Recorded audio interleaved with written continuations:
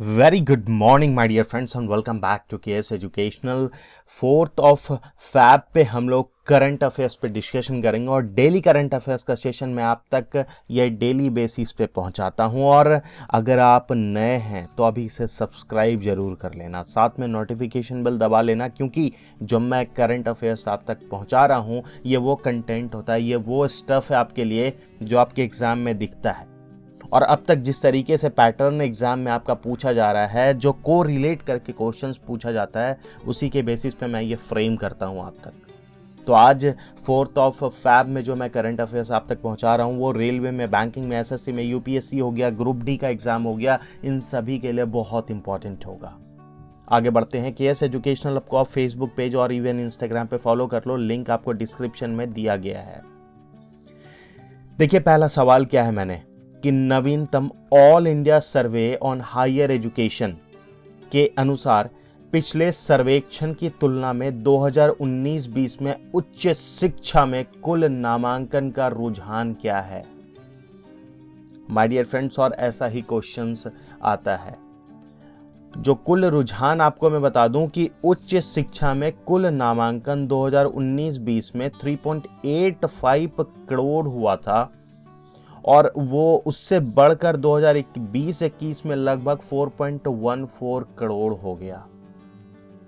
और वहीं अगर महिला नामांकन की बात करें तो महिला नामांकन बढ़कर 2.01 करोड़ हो गया और सकल नामांकन अनुपात जो है वो 2019-20 में 25.6 से बढ़कर 27.3 हो गया।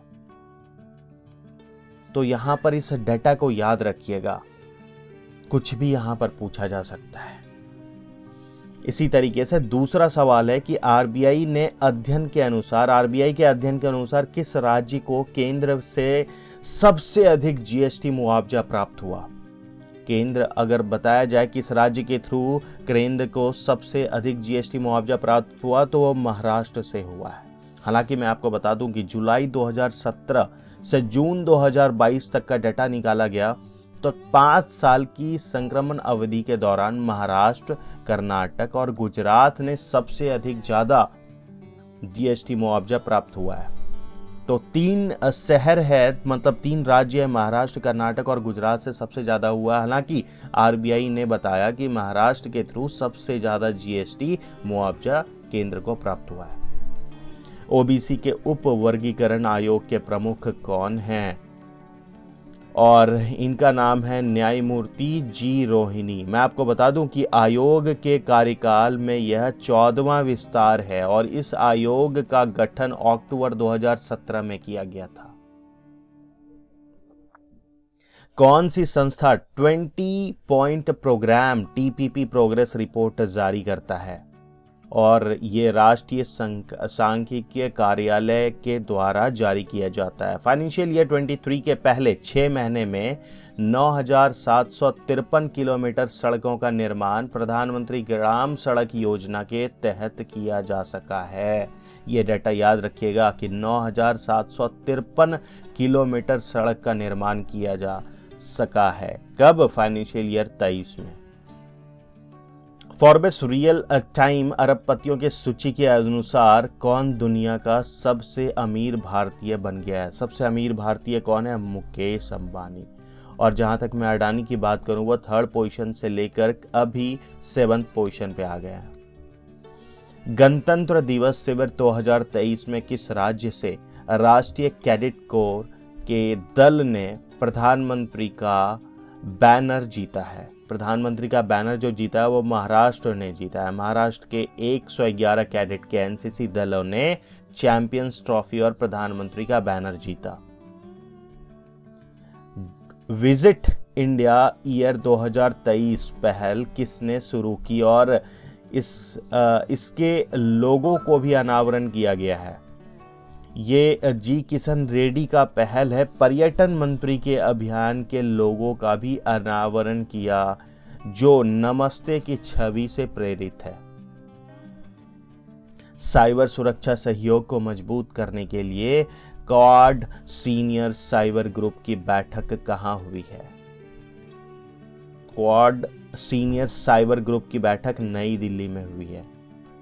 रिलायंस कंज्यूमर प्रोडक्ट्स लिमिटेड ने मालबिन बिस्किट लिमिटेड के साथ एक रणनीतिक साझेदारी की घोषणा की है। मालबिन बिस्किट लिमिटेड किस देश से स्थित है या किस देश का है? तो ये श्रीलंका का है। प्रधानमंत्री नरेंद्र मोदी किस राज्य में विश्व शांति के लिए कृष्ण गुरु एक नाम अखंड कीर्तन में भाग लिया? इन्होंने असम में यह भाग लिया है। अब भारत की G20 अध्यक्षता के तहत 400 से अधिक घरेलू और अंतर्राष्ट्रीय प्रतिभागियों के लिए G20 साइबर सुरक्षा अभ्यास और ड्रिल का उद्घाटन किसने किया? ये अल्केश कुमार शर्मा के द्वारा उद्घाटन किया गया है। GST संग्रह जनवरी 2023 में कितने लाख करोड़ रुपए का था? ये 1.55 लाख करोड़ रुपए का था। कब? जनवरी 2023 में। अंतर्राष्ट्रीय मुद्रा कोष ने किस देश के लिए कुल 4.7 बिलियन अमेरिकन डॉलर के ऋण को मंजूरी दी है? यह मंजूरी बांग्लादेश को मिला है। हर साल को विश्व कैंसर दिवस कब हम लोग मनाते हैं?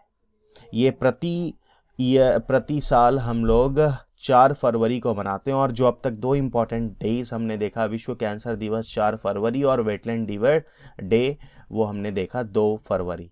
और यही कुछ इंपॉर्टेंट कलेक्शन आज मैंने आपके लिए रखा था। सो सब्सक्राइब करना ना भूलें केएस एजुकेशनल को, नोटिफिकेशन बेल साथ में दबाना, लाइक कर देना और शेयर करना ना भूलिएगा अपने दोस्तों के साथ, अपने फ्रेंड्स और फैमिली मेम्बर्स के साथ।